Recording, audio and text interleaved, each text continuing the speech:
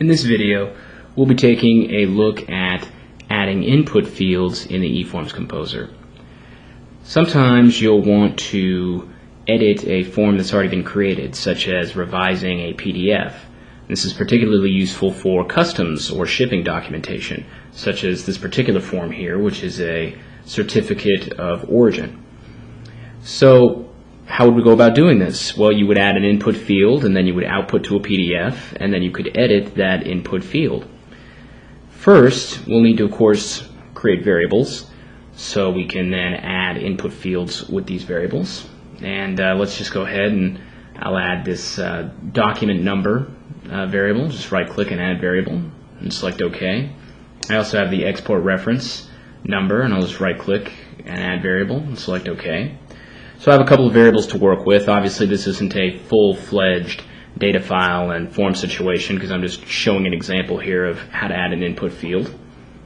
So I have these two examples, and the document number is right here, and I want to add the input field obviously right there.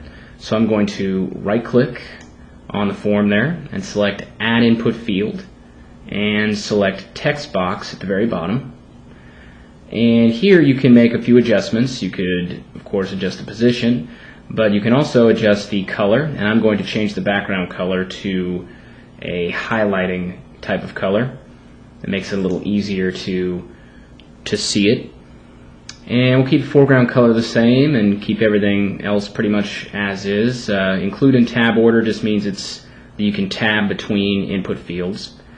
And I will add some tip text just so we can see kind of what that looks like, and we'll go ahead and just enter revise document number, and so when you hover over it, it'll say that. And if we flip over the options tab here, here's where we'll add the variable that we're interested in, and we'll select the document number variable that we created, and we'll go ahead and select OK. And there it is, and we can of course drag and drop it. You can adjust a lot of things with it, so if I right click here, select edit and general again, let's say I want to edit the font here, so I'll change the font, let's make this Arial, looks a little bit better, and make it a little bit smaller. We'll go for 10 and select OK. And as far as the size of it, I think that might be a little big, so let's go ahead and adjust the size a little bit. Let's make it a height of 100 and give it a width of maybe 520, and we'll select OK. There we go. That's a little bit better. So we have our input field there. Let's go ahead and add another one for the export reference here. And I'm just going to right click and select Add Input Field and Text Box. And we'll give this another background of a kind of a highlighter yellow there, and select OK. And tip text, we'll type revise export reference. There we go. And let's keep things consistent, 100, and I think the other one was, well, this one's a little bit longer, I think, this number, so we'll put it at 620 on the width. And options, we'll go ahead and select the variable and select export reference. Notice that you can enter a constant value here, so if you wanted to, you could type something in just as kind of a mock sample data if you wanted. And go ahead and select OK. And there it is. Oh, I forgot to edit the font, so we can right click and select edit, general again, and we'll change the font here, again just to keep things consistent.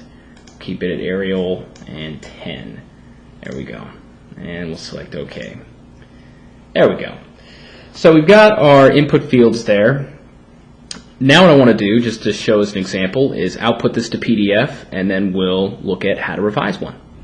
And to do that, we're just going to select Run, Output, and it's PDF as the files of type, and we'll just select Sample, or Enter Sample rather, and select Save. And there it is. We see on the screen the certificate of origin form, and we have our input fields there. And I can go ahead and select in this and just backspace, and if I just enter a sample number here, And if I select tab, we can tab over, and I'll leave that as is. And there you go. We'll see that we've successfully changed the element in the input field there.